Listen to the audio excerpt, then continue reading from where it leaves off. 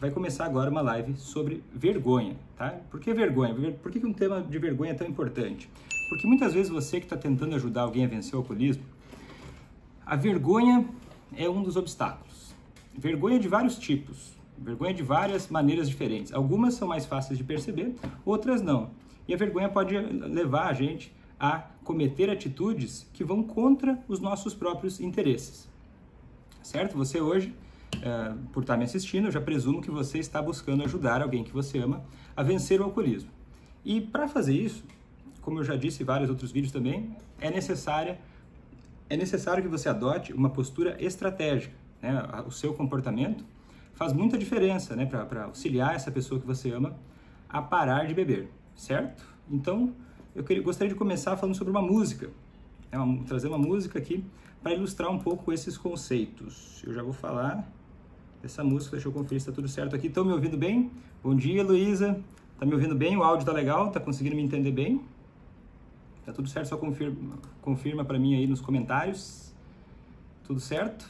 Só manda um joinha assim se o áudio está legal, que a gente vai começar essa live.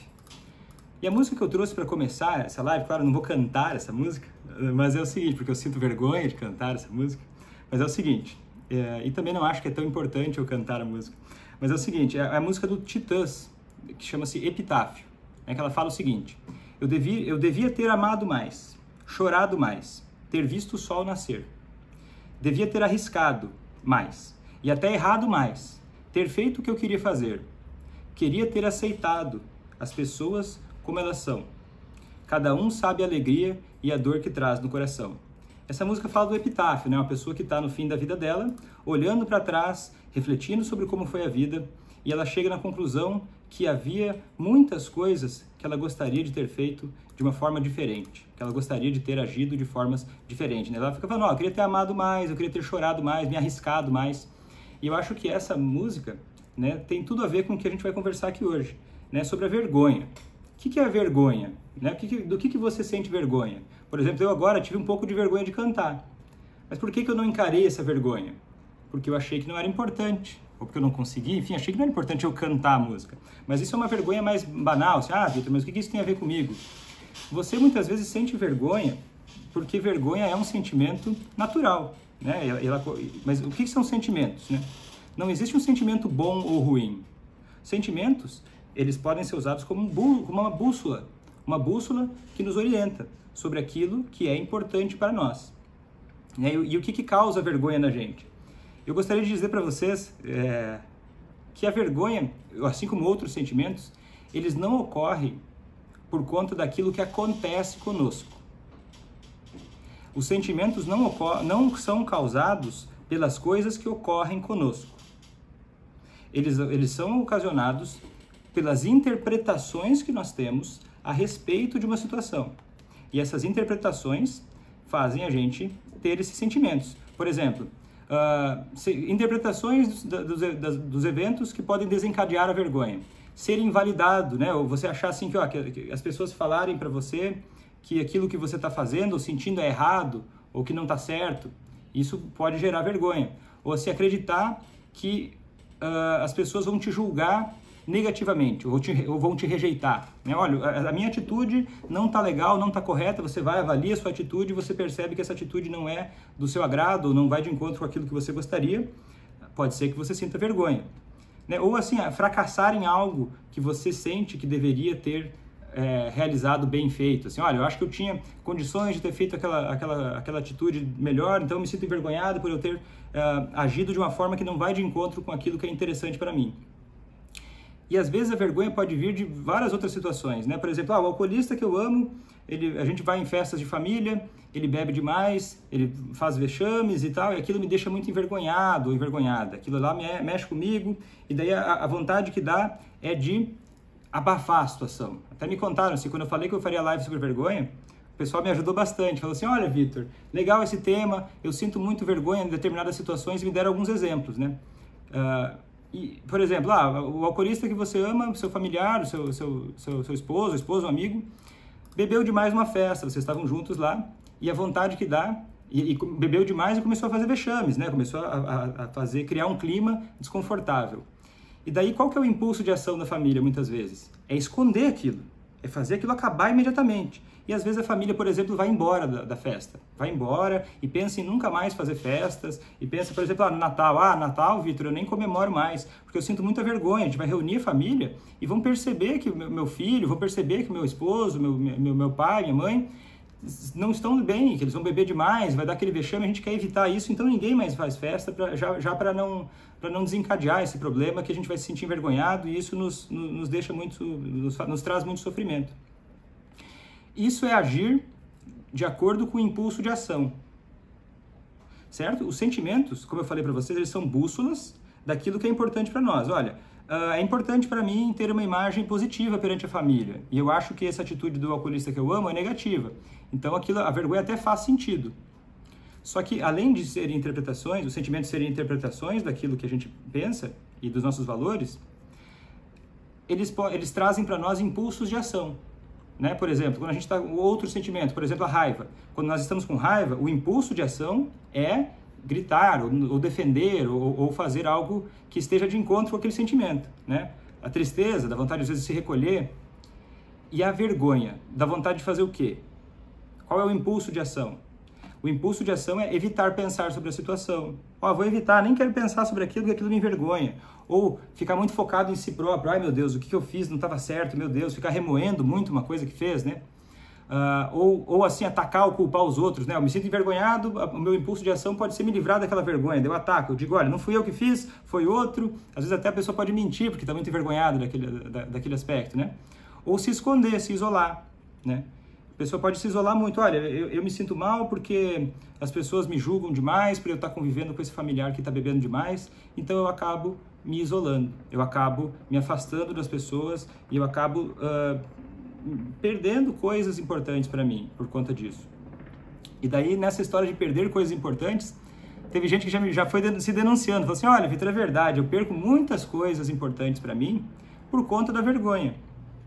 E eu achei interessante trazer esse assunto, por quê? Porque, no fim das contas, a vida vai empobrecendo se a gente age só de acordo com esse impulso de ação. O que nós precisamos, muitas vezes, é entender que isso acontece. Olha, me sinto envergonhado, dá vontade de agir dessa forma. Mas, às vezes, agir de acordo com o impulso de ação dos sentimentos nos afasta daquilo que é importante para nós. Nos tira aquilo que nós estamos buscando para a nossa vida. Por exemplo, se você quer ajudar alguém a vencer o alcoolismo, talvez não vai ser interessante você se isolar. Não vai ser interessante você ignorar a situação. Né? Na música ele fala, não sei se ele fala sério ou fala brincando, ele fala, o acaso vai me proteger enquanto eu andar distraído. Eu acho que ele está brincando, até pensei um pouco sobre isso, eu acho que me fugiu a palavra agora, mas é uma brincadeira, é uma ironia talvez, uma ironia. Que a pessoa fala, o acaso não vai proteger. Né? Se a gente tiver só fé, só esperança, sem ação, a nossa vida vai se afastando daquilo que é importante para nós. Não é mesmo? Então, e a vergonha, quando ela é muito grande, ela enfraquece a nossa capacidade de pensar nas soluções. Né? Por exemplo, a gente fica muito focado na gente, ou fica muito focado naquele sentimento, naquele desconforto, com vontade de enfiar a cabeça embaixo da terra igual uma avestruz, não é mesmo? E dá vontade de não ir fazer aquilo.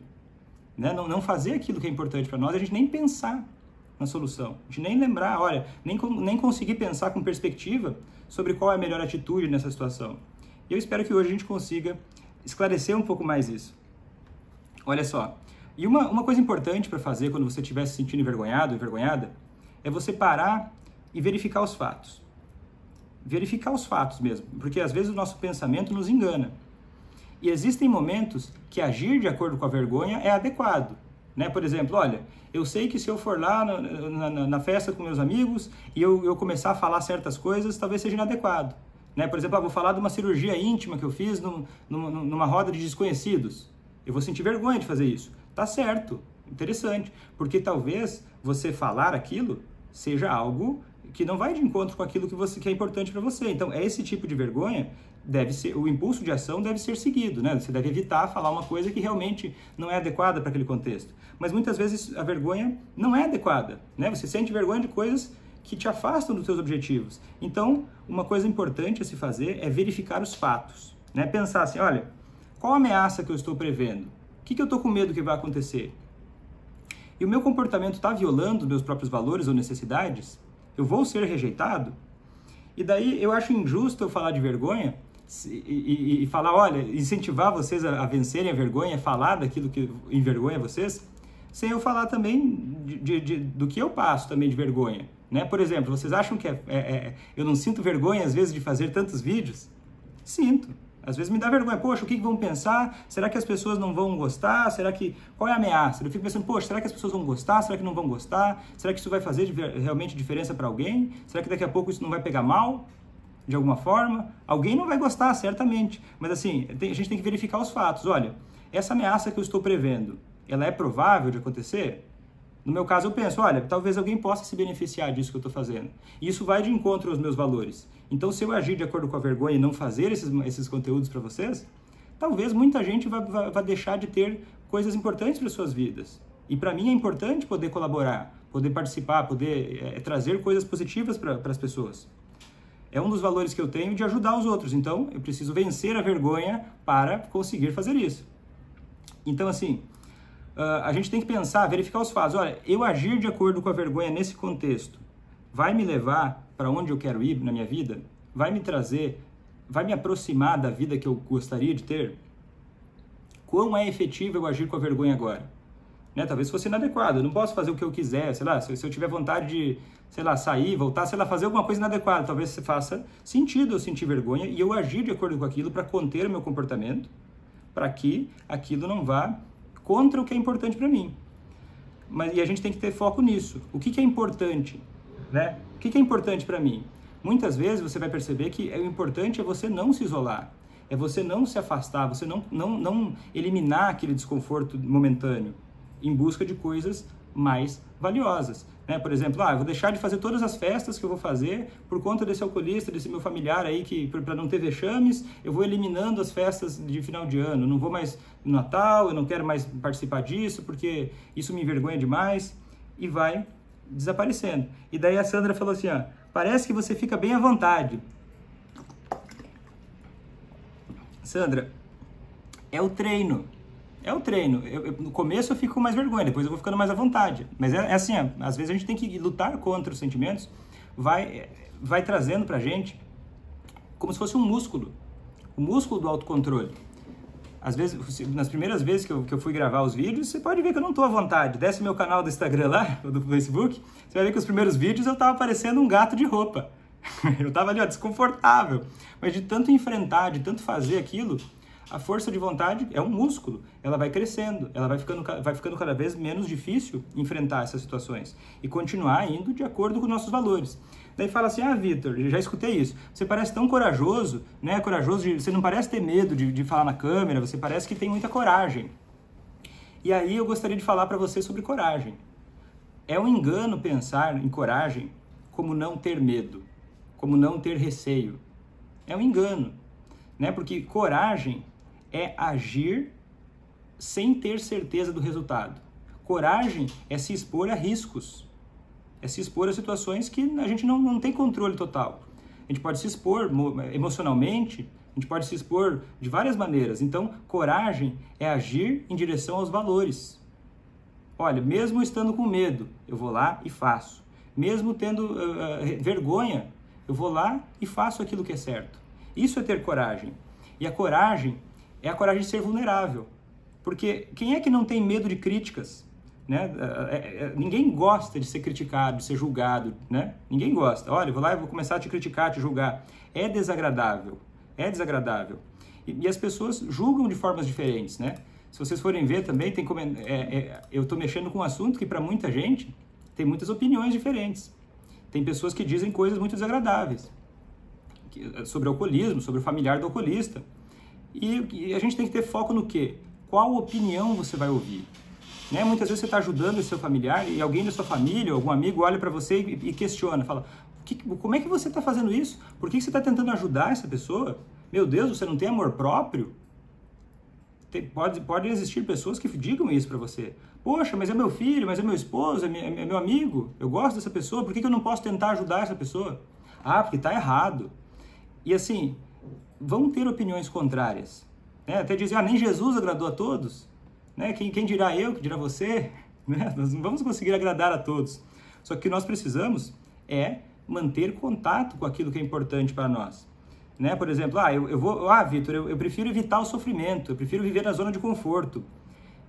Você vai evitar sofrimento de um lado, só que evitar o desconforto de viver aquilo que é importante para você também vai empobrecendo a sua vida, vai te tirando conexão emocional com as pessoas, né? Se relacionar com alguém é um ato de muita coragem. Nem todos têm essa coragem. Quantas pessoas você vê por aí que não tem coragem de se expor a um relacionamento com alguém? Porque você pode se decepcionar, dói. Você deposita esperança, expectativa, você divide a sua vida com uma pessoa. Se relacionar é um ato de coragem. Você buscar ajudar alguém que você ama, independente da opinião de muita gente, é um ato de coragem. E daí tem gente que pensa, eu não vou tentar ajudar porque eu posso me decepcionar.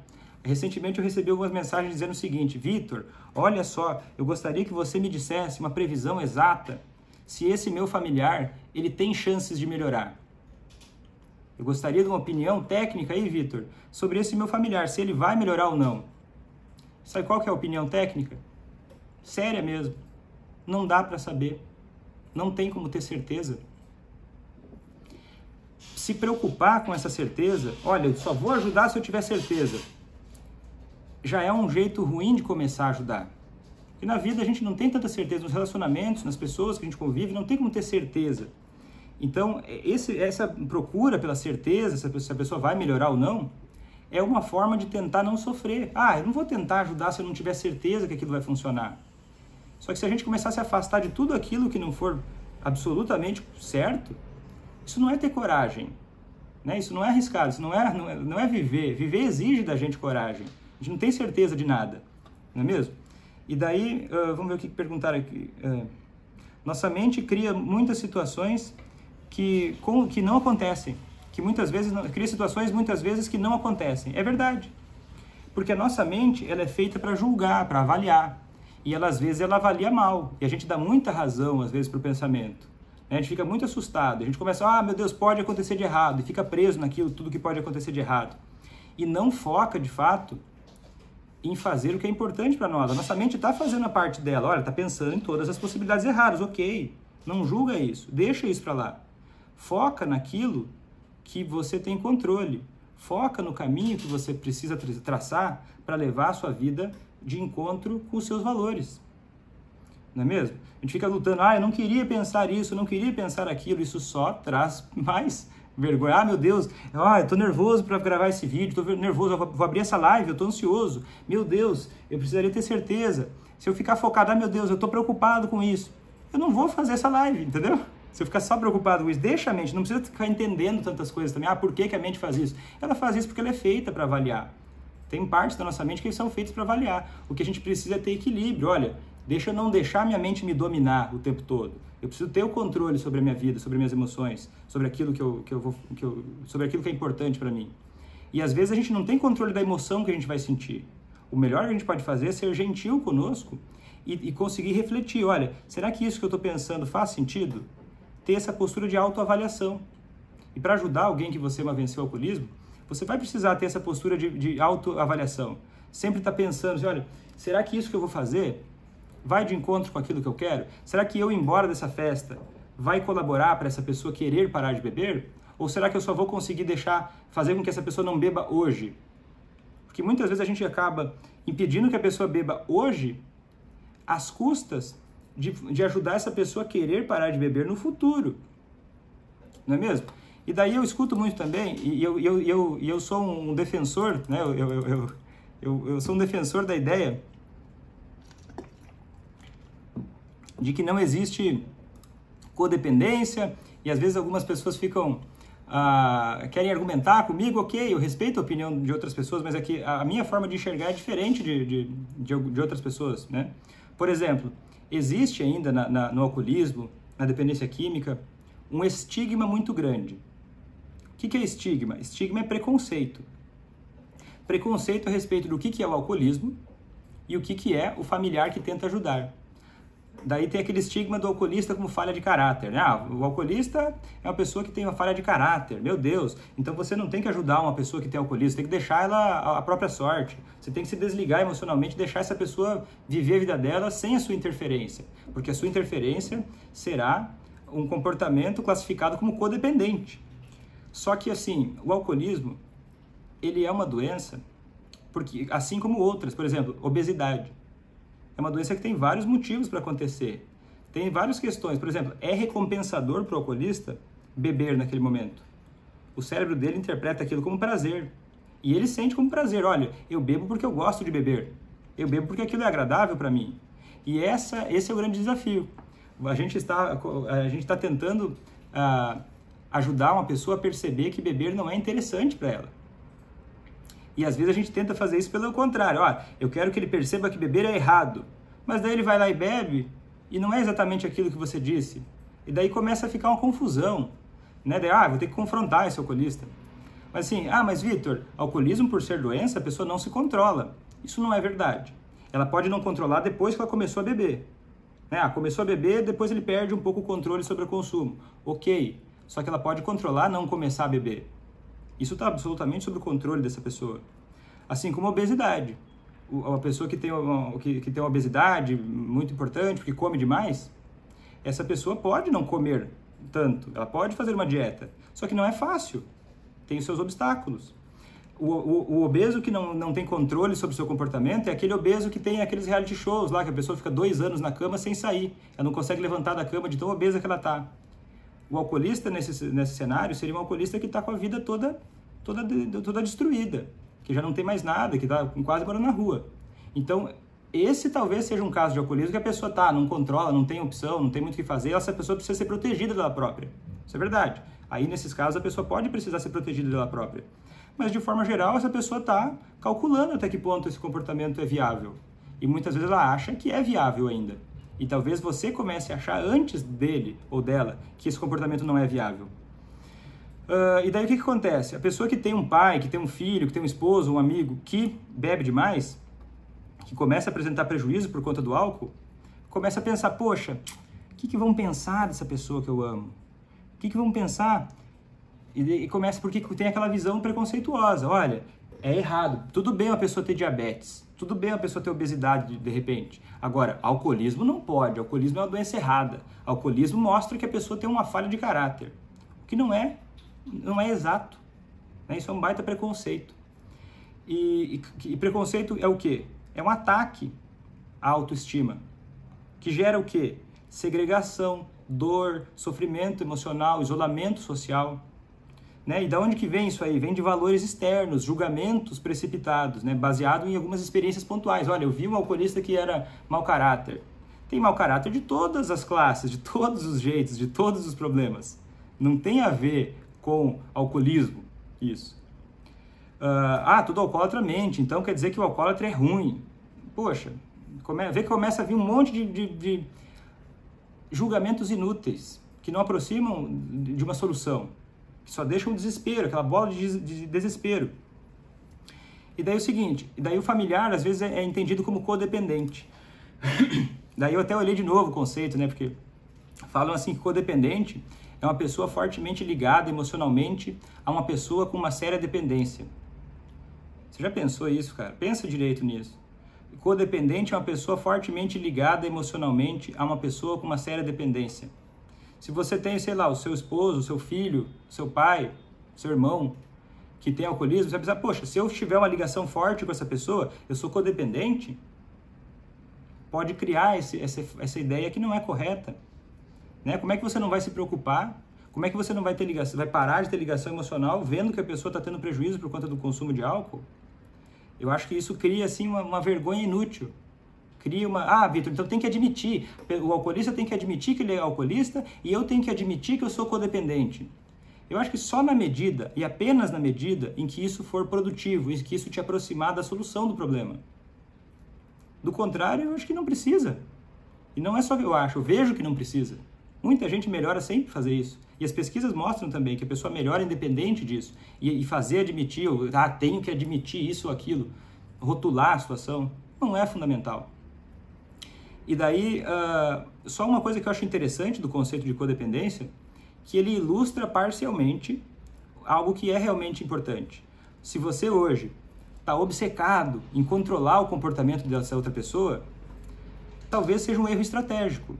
Não significa necessariamente que você é doente, você, meu Deus do céu, sabe, agora tudo está perdido, você é um grande problema. Muitas vezes você não é o problema. A maioria das vezes você não é culpada, você não fez essa pessoa, você não força essa pessoa a beber, não é mesmo?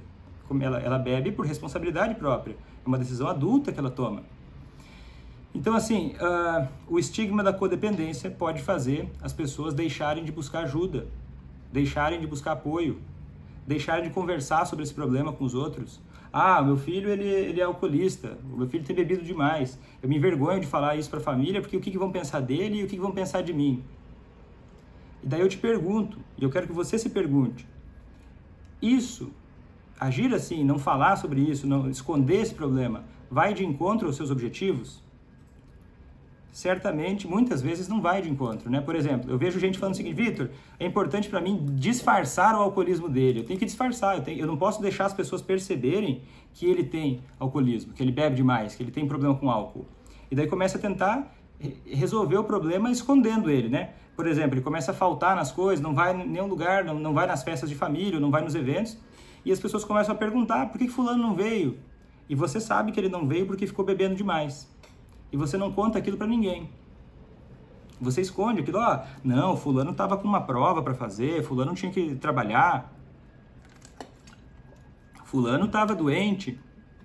Você inventa uma desculpa. E daí as pessoas não vão ter informações suficientes para ajudar ou para apoiar você ou essa pessoa que você ama. E no futuro, podem até acabar, sei lá, vamos tomar uma cerveja, chamam o fulano. Talvez não seja interessante, eles não vão nem saber que isso não é interessante.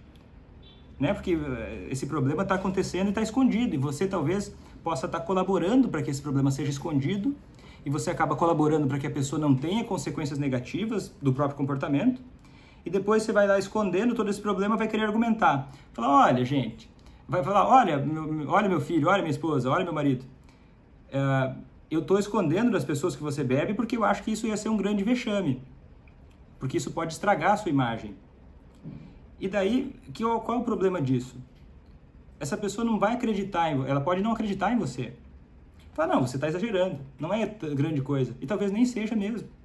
Porque daí fica uma imaginação competindo: eu acho isso, eu acho aquilo. E a realidade não é constatada. E tem muito mais margem para discordar. A expectativa, talvez, que você tenha é de poupar do constrangimento, né? Poupar essa pessoa que você ama do constrangimento. Mas também está ligada a aliviar os seus próprios sentimentos de vergonha dessa situação, né? De você não querer, de fato, vivenciar essas emoções desagradáveis, não é mesmo? Mas qual que é a solução para isso, então? Você não precisa sair por aí expondo para todo mundo: olha, gente, postar lá no Facebook, no Instagram: gente, olha só, o meu filho bebe demais, hein? Eu quero que todos saibam. Também não. Calma, não é isso que eu quero dizer. Eu estou dizendo assim, para você não esconder, não precisa expor também para todos, mas muita gente é importante que saiba, né? Você precisa calcular também: olha, não vou daqui a pouco começar a fazer fofoca, né? O que eu estou dizendo aqui, eu espero que você possa ter bom senso para entender que não é para sair fofocando com todo mundo, mas de falar para as pessoas que são importantes, buscar uma rede de apoio, né, confiável. E isso não é uma coisa que nasce da noite para o dia: ninguém me ajuda, olha só, eu estou vivendo essa situação e ninguém me ajuda. Você está abrindo espaço para as pessoas te ajudarem? Ou você está com medo de não receber ajuda, nem tenta buscar ajuda, e daí sofre, e as pessoas talvez ao seu lado possam estar querendo te ajudar, ou até sofrendo da mesma coisa. Gente, 10% da população brasileira tem alcoolismo, em algum grau. 10%, isso é muito. As chances são de que muita gente que você conhece talvez tenha esse problema em casa, e você nunca teve a chance de saber. Porque a vergonha vai isolando, ela vai alimentando o alcoolismo. Ela vai dando espaço para o alcoolismo acontecer. Ela vai impedindo as pessoas de poderem colaborar umas com as outras. Aí vem outra questão interessante, é o seguinte: é o vexame nas festas, né? Poxa, Vitor, meu familiar, meu amigo, assim, ele bebe muito nas festas, ele fica chamando o garçom para pedir mais bebida, ele fica tropeçando em cima da mesa, ele derruba, sei lá, vai no casamento e derruba toda a bancada de doces. Isso aí deixa a gente muito frustrado. A gente fez o quê? A gente pega, leva ele para casa e não vai mais em lugar nenhum. E daí daí chega em casa e começa a falar, olha, fulano, você viu? Você estragou a minha festa. Eu tive que ir embora por culpa sua. E eu quero que você perceba com muita paciência essa parte, com muito cuidado, olha, fique bem atenta nisso. Essa pessoa que você ama, que foi na festa com você e bebeu demais, ela certamente, ela provavelmente, ou mesmo que ela tenha feito, não teve intenção de estragar a sua festa. Não é esse o ponto. Ah, Vitor, tá dizendo que eu tenho que ignorar isso e deixar minha festa ser estragada de qualquer forma? Não, não é isso. Quero que você perceba que o que estragou a sua festa foi você ir embora, levar essa pessoa embora e ir embora da festa mais cedo. Existem muitas maneiras de lidar com isso, alternativas, que possam não estragar a sua festa e não também incentivar que essa pessoa continue bebendo. Né? Você não precisa levar essa pessoa embora correndo para casa. Por quê? Porque ela está fazendo esse vexame. Tem um monte de gente na festa. Você não é responsável. Ah, essa pessoa é adulta, não é adulta? Ah, mas você é seu familiar, você tem a obrigação de resolver esse problema. Nossa, aí complica, né? Aí não é justo. Você acha que é justo? A pessoa vai lá, bebe demais na festa, e você é responsável por limpar tudo? Você é responsável por tirar o desconforto de todo mundo? E como me ocorreu agora, não sei se vai fazer sentido, eu vou falar. É igual eu sei que se julgar moralmente, isso que eu vou falar vai ser incômodo, mas não julgue moralmente o que eu vou dizer agora. Mas é similar àquela situação seguinte, olha, existe, tá lá sei lá, num evento social que exige silêncio. E daí você tá lá com um bebê, e o bebê tá chorando. É que o bebê não tem responsabilidade por isso, né? Mas você vai fazer o quê? Vai calar o seu bebê? Ou você vai deixar de ir, sei lá, na igreja porque o seu bebê chora? A culpa não é sua que o bebê chorou? Não sei se foi um bom exemplo, mas deu para entender a mensagem? O alcoolista, você não é responsável, ainda mais porque ele é um adulto, né? Você não é responsável por eliminar todo o desconforto que vai causar. Agora, ele também não é responsável por como você vai se sentir. Ele não te deve nada, assim como você não deve nada a ele. Então, criar essa competição pela razão também não vai ser uma maneira tão interessante de abordar essa situação. E você esconder o problema, olha, resolver tudo, você vai estar sendo conivente. Porque daí falaram assim, olha, existe muita cobrança pelas atitudes do outro. Existe por quê? Porque nós, muitas vezes, alimentamos expectativas sobre o comportamento do outro. Só que a gente não pode se perder da responsabilidade que nós temos pelas nossas necessidades e pelas nossas expectativas. Né? Por exemplo, alguém vem aqui e faz um comentário, ah, Vitor, você não gostei disso aí que você falou, achei uma porcaria, achei que você não sabe nada que você está falando, achei que você não... E começa a falar um monte de coisa, e você inclusive é chato, feio e burro. Aí eu vou dizer assim, olha, você não tem o direito de dizer isso pra mim. Ok, eu posso dizer isso, eu posso achar isso. Mas a pessoa pode olhar e falar assim, ah, Vitor, a internet é pública, eu digo o que eu quero. Ok? Quem que tá certo? Talvez os dois. Só que que atitude que eu posso ter perante a isso? Eu posso, por exemplo, ou ignorar isso, ou eu posso bloquear essa pessoa. Entende o que eu quero dizer? Você com o alcoolista na festa, se ele fizer isso, você tem várias atitudes para fazer para se proteger, sem necessariamente atacar o outro.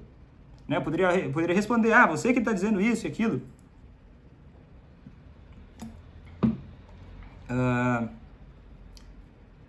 E daí você tem que pensar o seguinte, ir embora mais cedo. Ah, Vitor, a gente teve que ir embora mais cedo. Tem que ser pesado os prós e contras. Se for para proteger o alcoolista do vexame, me parece ruim, porque você está tirando as consequências negativas que essa pessoa precisa para aprender que beber não é interessante.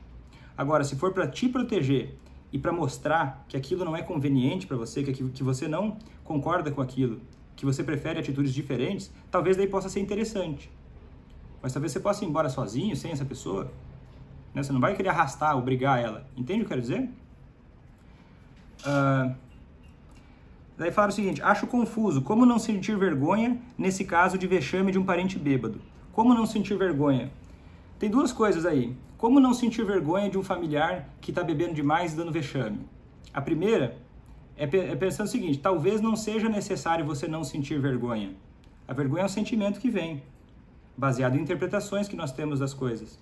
Se você começar a pensar, olha, meu Deus, ele está fazendo esse vexame e as pessoas vão pensar que eu que sou culpada disso, isso é um pensamento seu. Você pode primeiro tentar questionar esses seus pensamentos e verificar, eu sou culpada disso que está acontecendo? Eu sou responsável por resolver isso agora? Ou ele ou ela é responsável por isso?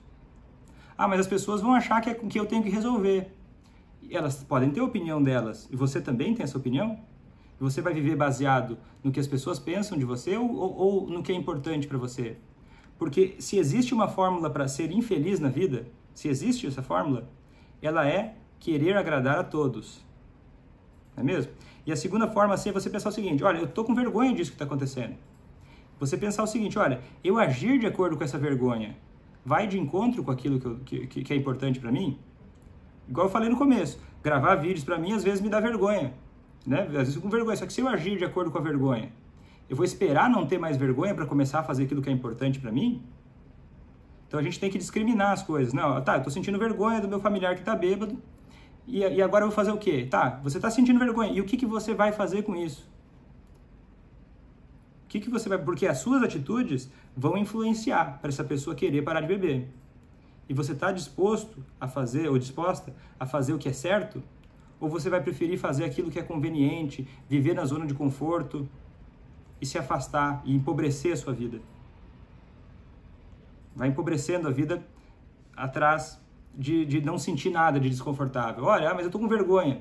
Cara, esses momentos, tem até gente que fala o seguinte, Vitor, que coisa ruim, Vitor. Meu marido perdeu o emprego, Vitor. Poxa, tudo que eu não queria que acontecesse, aconteceu. Ele perdeu o emprego, Vitor.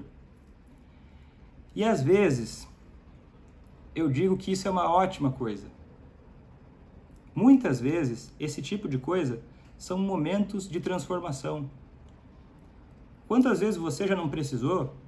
Eu vou te dizer, eu também já precisei, eu acho que a maioria das pessoas já precisou de um chacoalhão, precisou ter um tropeçar para ver que estava andando pelo caminho errado. Se você tirar isso dessa pessoa que você ama, se você impedir ela de aprender com a experiência dela, tentando solucionar tudo, você vai ficar sobrecarregado ou sobrecarregada e você não vai incentivar essa pessoa a parar de beber. Certo? E outra vergonha muito comum que acontece é o seguinte, Vitor, e essa eu escutei também e me deixou bastante sentido, assim, eu entendo isso, mas é triste, né? Me deixou triste, eu acho que a emoção é tristeza, porque de alguma forma isso acontece com a gente, né? E pode acontecer com você também, de ter vergonha de falar dos próprios sentimentos. Vitor, a pessoa vai lá, me magoou, fez uma série de coisas que vão contra as minhas necessidades, que me decepcionaram, que são ruins para mim, e eu tenho vergonha de falar que aquilo me incomodou. Da onde que vem essa vergonha? Ela vem da ideia de que você não merece ter aquilo que você precisa. E ela vem da ideia de que você não tem o direito de sentir as coisas. De que você não tem o direito de expressar aquilo que te incomoda. Vitor, mas sempre que eu expresso aquilo que me incomoda, vira uma briga. As chances são de que você não está conseguindo expressar da maneira adequada. Vitor, eu tô sim, calma. Abre a cabeça um pouco. Existem muitas formas de falar aquilo que incomoda. E muitas vezes na raiva ou na frustração, a gente acaba culpando o outro, acusando e trazendo uma briga, uma discussão de quem está certo e quem está errado. Isso faz você expressar os seus sentimentos de uma forma que você não vai ser ouvido ou ouvida. Porque a pessoa vai perder o ponto da conversa. O ponto da conversa talvez seja você falar daquilo que você está sentindo, daquilo que você precisa. Mas às vezes você pode se perder falando daquilo que você acha que está errado. Percebe? Se o foco precisa estar na solução. Daí estão falando assim, melhorei muito quando comecei a expor o que eu sinto. Obrigado por ter falado isso. Obrigado, realmente, porque esse tipo de... Porque muitas vezes não adianta eu falar, né? Vitor, você está falando tudo isso aí, Vitor? Mas você não vive com o alcoolista. Você não sabe, você não é casado com uma pessoa oculista, que eu saiba, né? E daí fala assim, você não entende, você não sabe, você não está na minha pele para saber o que eu vivo, se isso aí vai ajudar ou não. E eu peço para você, olha esse tipo de comentário. Existem pessoas que estão passando por isso, que estão experimentando fazer as coisas de uma forma diferente e que estão se sentindo melhor com isso. E muitas estão tendo muito resultado com isso. Então a gente pode aprender com os nossos erros ou com os erros dos outros. Isso que é a beleza de poder viver em comunidade, de poder viver em ambientes de colaboração, em que as pessoas estão mais preocupadas naquilo que funciona. E daí eu quero dizer uma última coisa. Uma última coisa que é o seguinte, o ambiente que você vive pode estar doente. O ambiente que você vive pode estar cheio de conflitos, de brigas. E tem gente que me acompanha que fala o seguinte, Vitor, eu queria tanto que a minha irmã, ou que a minha mãe, ou que o meu filho assistissem os seus vídeos para entender formas melhores de lidar, porque agora eu entendi que muita coisa que eu fazia não funcionava e eu estou mudando e eu vejo o resultado. Só que tem outras pessoas que convivem com a gente que não pensam assim, que não estão nem aí, que continuam agindo da mesma forma, que já viram que não dá certo, mas não colaboram. Isso é difícil, mas não transforme isso numa coisa mais pesada do que já é. Se as pessoas que estão perto de você não estão mantendo a mesma mentalidade que você, aprenda a construir redes de relacionamento alternativas, em que as pessoas compartilhem os mesmos valores. Tem gente que vai dizer para você que, olha, você está tentando ajudar, está tudo errado. Você não deve tentar ajudar, você deve largar essa pessoa que você ama. E essa decisão é sua. Se você deve largar ou não, é uma decisão sua. É você que vai viver com o resultado disso. Então eu não acho interessante que alguém possa dizer isso para você, e você pode, de fato, se reunir ou se juntar com pessoas que também têm uma mentalidade de mais crescimento, né? Porque as pessoas, eu acredito que as pessoas dizem isso não porque elas querem te ver sofrer, mas é porque é o melhor que elas estão conseguindo fazer agora. E eu acho que é interessante a gente olhar com compaixão para os outros também. E para nós mesmos, porque a compaixão que nós damos para os outros, o julgamento mais construtivo que nós fazemos da vida, inclusive do comportamento dos outros, ele vai alimentar uma forma de pensar que vai ser mais compassiva com você mesmo. Ah, Vitor, mas você está dizendo para eu ter compaixão com o meu familiar que bebe e dá vexame nas festas? Estou falando para você ter compaixão. Por quê? Porque a raiva não vai te ajudar naquele momento. Tudo bem você sentir raiva, mas você não precisa agir de acordo com a raiva. Você pode, mesmo estando com raiva, quantas vezes você, estando com raiva, já conseguiu, de alguma forma, não agir de acordo com a raiva, não gritar, não xingar, porque você calculou que aquilo não era interessante? Ah, mas quando eu estou com muita raiva, daí não consigo. Ok. Então, se afasta um pouco, se acalma e volta. Não é mesmo? Vamos ver aqui. Comecei a te seguir há pouco, mas estou aprendendo muito. Que legal. Para a mudança dos demais. Vamos ver. Mudando a nós mesmos já é o início para a mudança dos demais. Eu tenho uma convicção absurda disso. De que quanto mais nós vivemos de acordo com os nossos valores, quanto mais nós construímos ambientes de relacionamento mais baseados em coisas positivas, como reciprocidade, como respeito, como responsabilidade, nós nos aproximamos de relacionamentos mais ricos. Nós nos aproximamos de coisas melhores para nós e para as pessoas que nós amamos, porque contagia. Você gritar com alguém, você apontar o dedo para alguém, contagia. Você não fazer isso também contagia. Olha, vê aqui, ó, a pessoa lá sempre me trata com respeito. Mais fácil depois receber respeito de volta. Não é mesmo? Tá, mas a questão da vergonha, né? A vergonha das próprias necessidades. Você pode ter medo, às vezes, de falar dos seus sentimentos ou do que te incomoda, por medo de aquilo ser ofensivo. Né? Eu lembro de uma história assim, eu trabalhava num hospital e o diretor do hospital, ele tinha uma reunião com vários médicos, né? E esse diretor do hospital, ele teve a dura missão de ter que reclamar para os funcionários, né, para os médicos lá, sobre a limpeza do banheiro do lugar. E ele até disse assim, olha, gente, eu me sinto constrangido de estar falando sobre a higiene do banheiro, sobre os cuidados com o banheiro do nosso ambiente de trabalho, para pessoas que a princípio deveriam ter noções de higiene, e parece que não tem. Percebe? Às vezes, mas se ele não tivesse falado daquilo, teria deixado de de comunicar algo que era importante ser resolvido. Então, mais uma vez, eu acho que é importante você se focar naquilo que você precisa para sua vida. Mesmo que seja constrangedor, falar, olha, fulano, você não precisa acusar a pessoa, falar, olha, você então é um alcoólatra, poxa, você me decepciona porque as suas atitudes estão erradas. Isso talvez não seja interessante falar, porque não leva a lugar nenhum. Mas e também porque não é necessário você dizer isso para ser respeitado. Você pode ser respeitado sem exigir isso, pedindo para que isso aconteça. E deixando a pessoa decidir se é interessante fazer isso ou não. Focando naquilo que você tem controle. Você não tem controle se essa pessoa vai sair para beber na festa de final de ano. Você não tem controle. Eu juro, eu acho que você sabe disso. E talvez isso que faça você sofrer. Meu Deus, eu não tenho controle se essa pessoa vai beber ou não. Meu Deus, será que eu procuro bebida escondida na casa? Será que o que eu faço? Você foca naquilo que você tem controle. Você não pode controlar se quem você vai beber no Natal agora. Não pode controlar. Mas você pode controlar como é que você vai agir. E as suas ações vão incentivar ou desincentivar que a pessoa continue fazendo aquilo. Faz sentido isso para vocês? O que acharam dessa live? Estamos chegando bem no fim, vamos ver se tem alguma pergunta, eu vou responder, se não tiver, já vamos finalizando. Melhorei muito, muito importante falar dos sentimentos.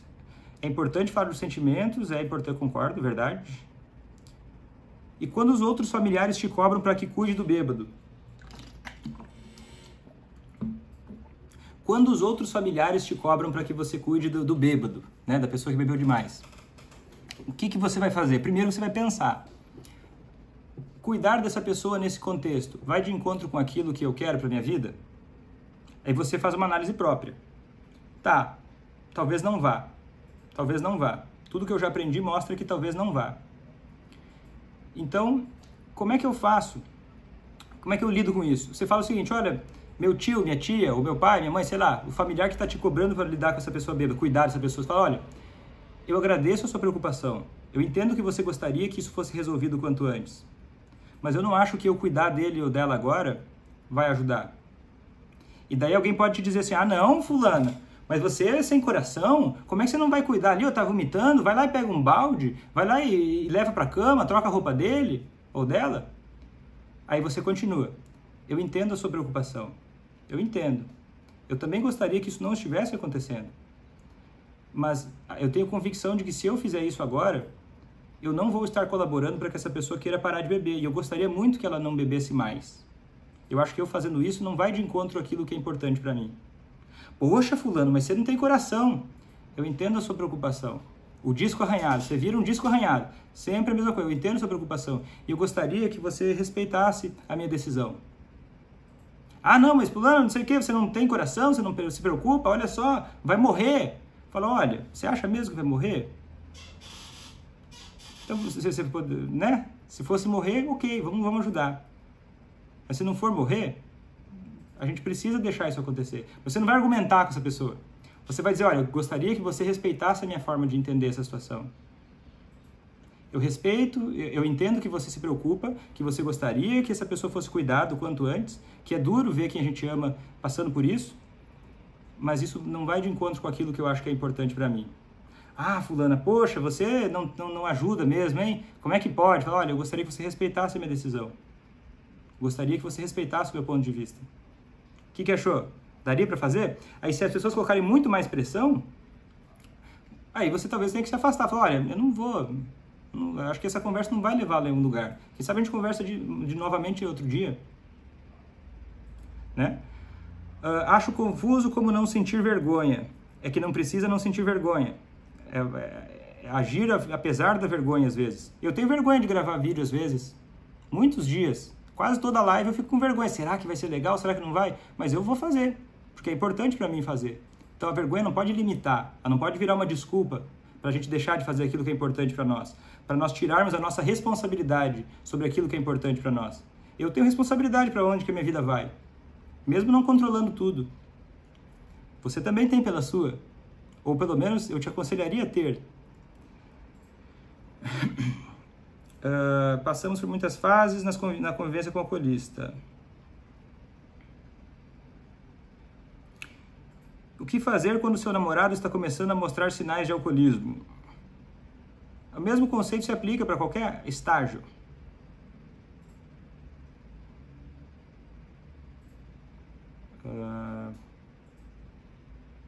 E o que fazer no caso de ter vergonha de familiar que bebe e te vergonha em festas, inclusive em eventos profissionais?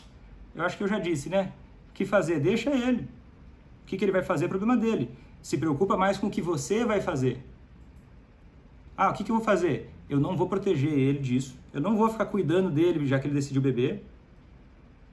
Eu não vou tentar amaciar a consequência disso para os outros, tentar explicar, ah, não, é que o fulano, ora, ele fez isso, mas é porque ele está passando por um momento difícil.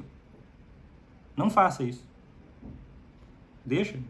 Você não tem que resolver isso agora. Pensa no longo prazo.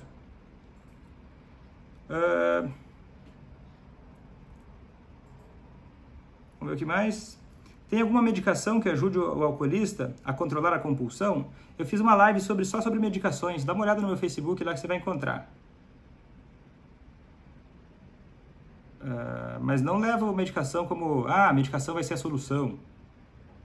É a mesma coisa falar assim, Vitor, eu tô indo pra guerra. Será que eu levo uma metralhadora? Será que eu levo uma espada? Não sei, depende da sua estratégia.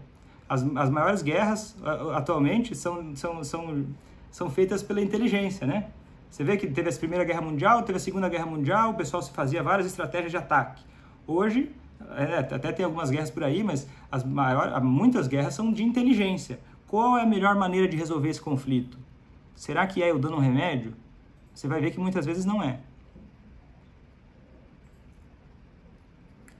E quando todos da família bebem e incentivam a pessoa a beber?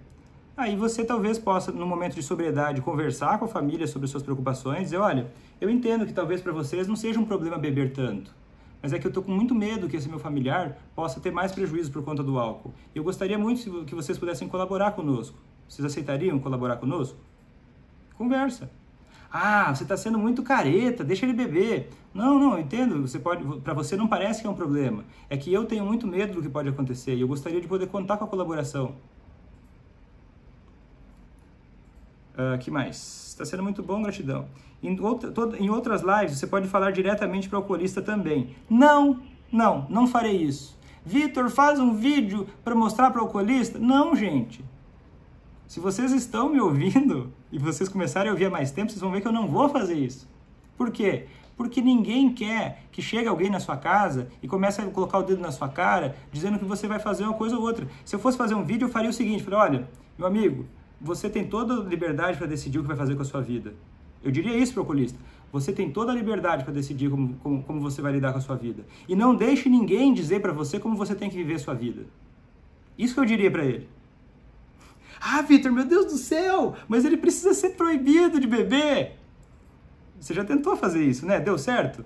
Se der certo, você me avisa depois, daí eu vou aprender uma coisa nova. Mas tudo que eu já vi acontecer, não deu certo. Não costuma dar certo. Porque às vezes a gente quer terceirizar o problema, né? Ah, meu filho está brigando muito na escola, eu vou levar ele no psicólogo e o psicólogo vai resolver. Aí o psicólogo vai lá e fala, fulano, vocês têm que fazer uma terapia de família. Daí, não vou fazer não, o problema é o filho. Ficar procurando culpados não vai te ajudar, não vai te ajudar. Eu não estou dizendo que você é culpado, mas também não estou dizendo que o outro é culpado. Não é tão útil procurar culpados. Mas eu acho sim que é útil você aprender a lidar com esse problema na sua vida. Se você ama essa pessoa e ela bebe demais, você vai ter esse problema na sua vida enquanto você for se relacionar com essa pessoa e ela estiver viva. Vai ter altos e baixos, talvez, e o que a gente espera, e a maioria das pessoas, vai se recuperar. Mas pode existir uma recaída lá para frente. Se você não se responsabilizar e não se desenvolver, não desenvolver capacidades para lidar com essa pessoa, você vai sempre carregar um problema e vai sempre ser muito mais difícil para você. E você vai estar sempre desesperado, tentando, ai meu Deus, agora eu preciso internar. Poxa, tem toda uma trajetória de anos para o alcoolismo chegar nesse ponto. E várias atitudes foram contribuindo para isso acontecer, das pessoas ao redor. Ah, agora eu vou achar um remédio que vai curar tudo isso aí. Eu não acho que você vai achar esse remédio. Mas eu sei que muitas pessoas vão tentar te vender esse remédio. Talvez ter vergonha nos mostra que não temos controle sobre as escolhas do outro. Pode ser. É difícil mesmo a gente não ter controle, não ter certeza. Mas é isso que a vida exige da gente, né? não tenho controle sobre a vida, eu não tenho controle se vai cair um raio na minha cabeça na rua. Não, a gente não tem controle. Por isso que a gente precisa ter coragem para viver de acordo com aquilo que é importante para nós. Ai, meu Deus, eu tô com vergonha, eu não poderia estar com vergonha. Poxa, calma, relaxa. O oposto da vergonha não é para de ter vergonha. O oposto da vergonha talvez seja compaixão. Falar, olha, poxa, dá para entender que isso acontece. Olhar para a coisa com compaixão.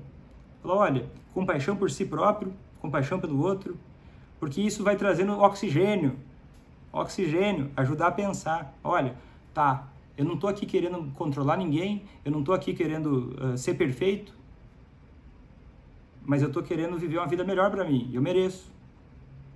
Assim como todos merecem, de alguma forma. Como eu quero que a vida seja para todos. E a gente vai alimentando coisas positivas. Certo, pessoal? Assumir seus sentimentos parece que é uma coisa ruim. Vou assumir meus sentimentos, isso vai deixar a gente mais vulnerável e, poxa, as pessoas vão se aproveitar da gente. O custo de não assumir os próprios sentimentos é muito maior, por vários motivos. Mas é isso aí, tá chegando no fim, não vai dar tempo de falar mais. Pessoal, vai ficar disponível por 24 horas a live, se alguém chegou depois e quiser ver o começo, vai estar aí, e no Facebook já vai estar ela por mais tempo ainda, tá? Uma boa quinta-feira para vocês, e até segunda-feira às 20 horas vai ter outra live, tá? Toda segunda-feira às 20 horas e toda quinta-feira às 11 horas da manhã vai ter live, tá? Sempre vai ter temas novos aí, a gente vai falar sobre Natal, se não me engano, aí na segunda-feira às 8 da noite, e até a próxima. Tchau! Pessoal do Facebook também vale a mesma coisa. Deixa eu fechar aqui. Vamos ver, tem uma pergunta aqui no Facebook. Qual a quantidade de comida que pode ser ingerida para minimizar os efeitos do álcool? Não sei se existe uma resposta perfeita. Quanto mais comida, menos o efeito do álcool vai ser rápido, né? Isso é verdade. Mas eu não conheço uma quantidade exata, quanta comida exatamente. Aí eu não saberia te dizer agora. Não sei se tem alguma pesquisa falando exatamente sobre a quantidade.